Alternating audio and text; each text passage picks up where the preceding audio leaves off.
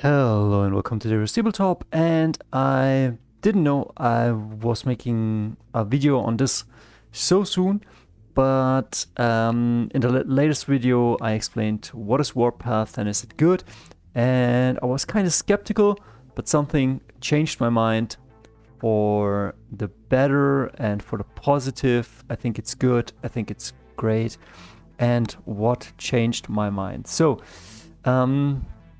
this video I made yesterday, and then I watched this battle report from Guerrilla Miniatures Gaming. I will link it down below, and it was so much fun, and it showed and displayed the armies very well, and it showed me the mechanics, and I was kind of hooked. Like, it was definitely, it sealed the deal. Sometimes when you have played a bunch of tabletop games, you already know what to expect and if it's good. And these guys had fun and I had fun, and I will go with you through the game and show you what I learned. So what these dice mean, for example. First, when I saw this dice, I thought, okay, this is just a cash grab, but this makes sense. This is like, you roll these dice and you get that much command points for each round to spend, and also the D8 dice are cool, and also the armies, I will show you in a second. We'll go into all of this, like they will show the armies, and I was hooked. I have to say, when I was watching them here, they looked kind of good, but also maybe a little goofy. Some of the units not super cool. These ones not cool, but these ones very cool. But then when I saw them in the battle report, I thought, okay, shut up and take my money, and it was like pretty fun. So we'll show you that. What else? And I was looking at Legion Imperialis, and I kind of was seeing what's the difference, or how are they similar. And another thing, I was thinking of playing Epic StarCraft with a friend, as you can see here. 4 to 5 Space Marines on a 40mm base, or I don't know, maybe 30, printed or as a paper. Or here you have a StarCraft 1 siege tank, and specifically StarCraft 1, because I like Artosis Cast and StarCraft 1 and Brood War a bit better than the later games. And here you have a battle cruiser, and I was thinking, okay, how do we do this? And then I asked my friend who wants to play this with me, and I said, what are we gonna play? And he says, we're gonna play Legion Imperialis. I have the rule set.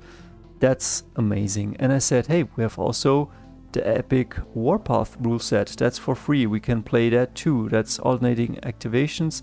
And he said, whatever, like, just let's play that. Or let's play Imperialis. And so I took, again, Guerrilla Miniatures Gaming. I resonate with Ash. I think this guy's amazing. And so he showed me, I don't know why my internet is so slow, but he showed me, sometimes also my screen freezes, and he showed me why Legion Imperialis is cool and why Epic Warpath.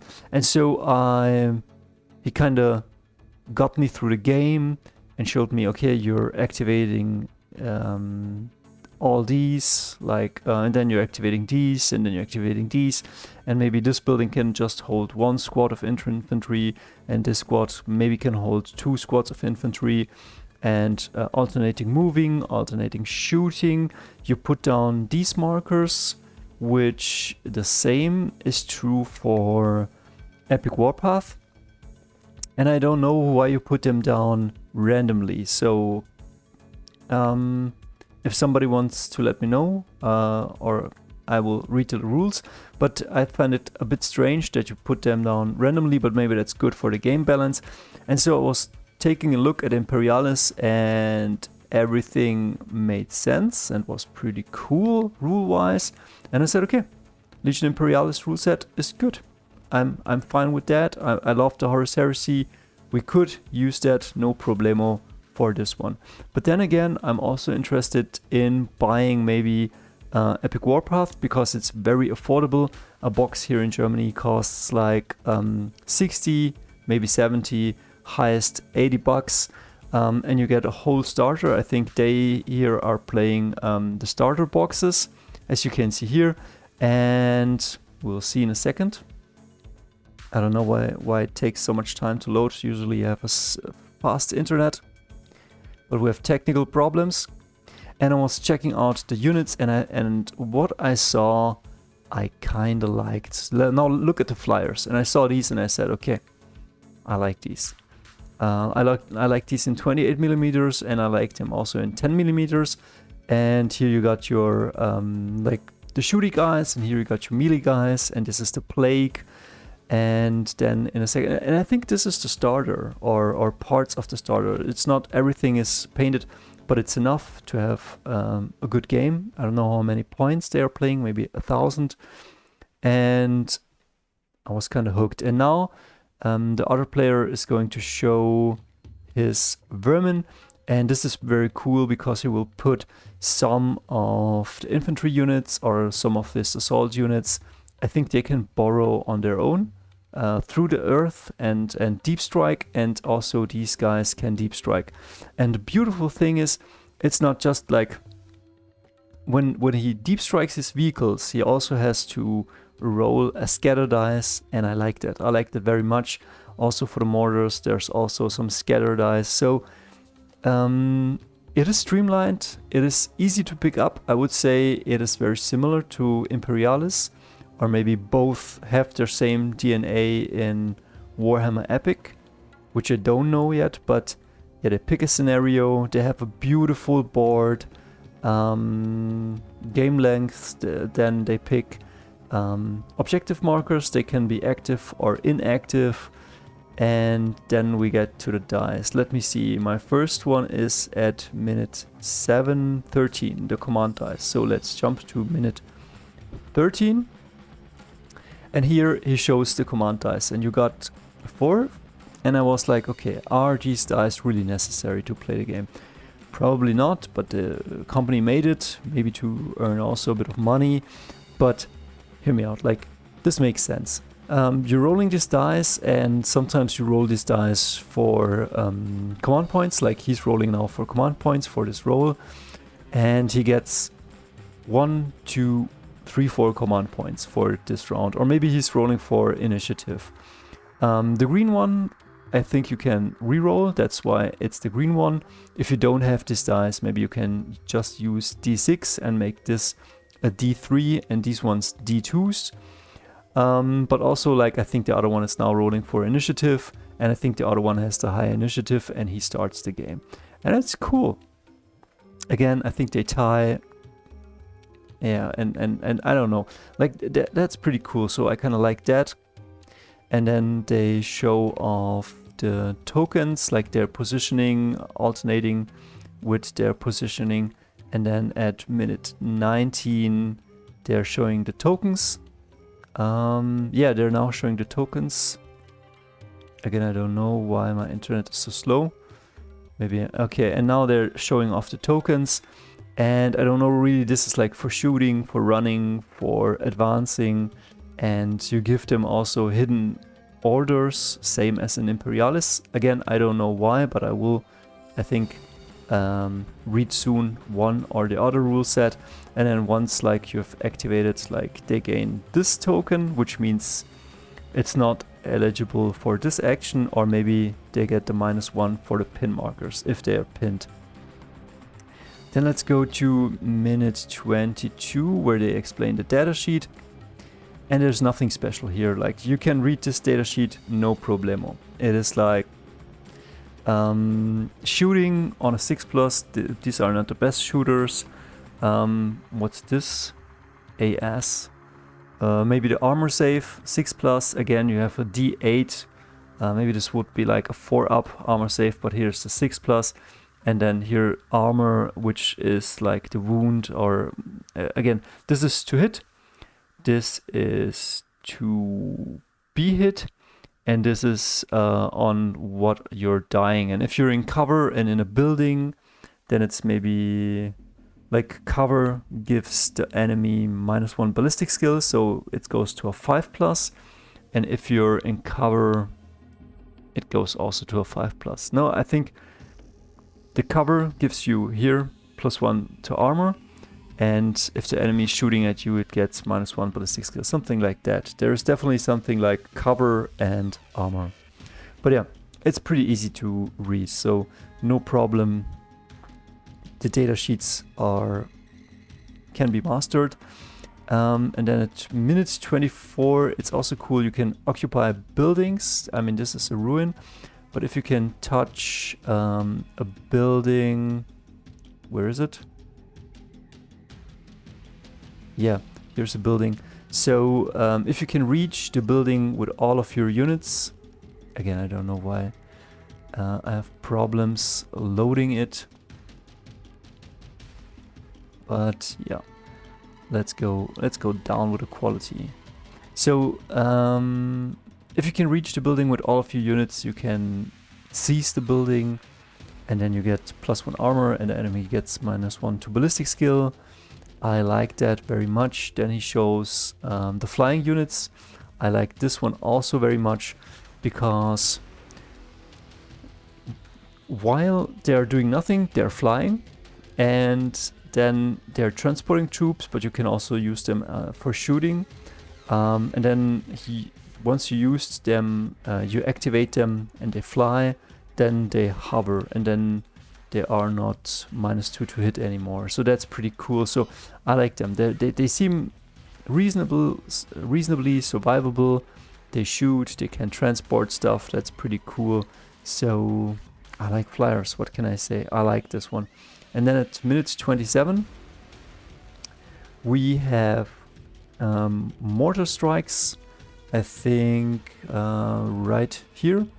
The plague, as you can see, this guy has 3 mortars, and it will indirectly shoot at the others. And so he will take out the template right now. Let me see. Here's the template. And again, you will put it on a unit, and if you have a hit, it's a direct hit.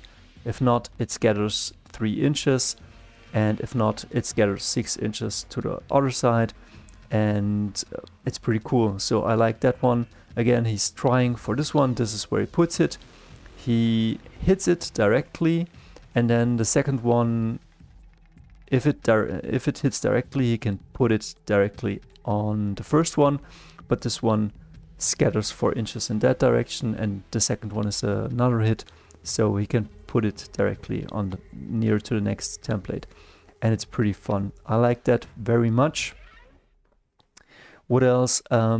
Priority gets rolled every round with these ones.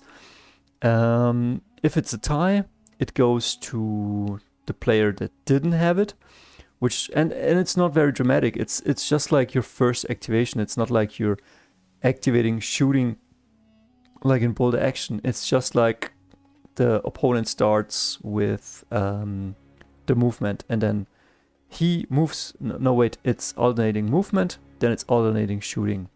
But you can react to it, so it's not super hard to evade, but it's pretty fair.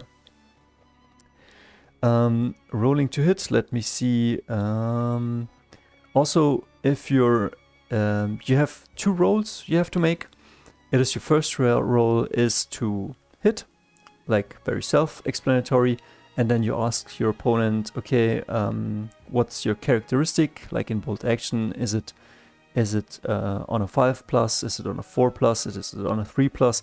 And then he tells you, and you have to make that roll to wound, which is kind of cool.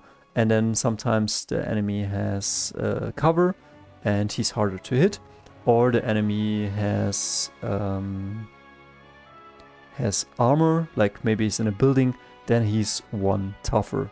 And sometimes they have saves or armor saves, but that's it. So it's not super complicated. Let me see. Minute 37.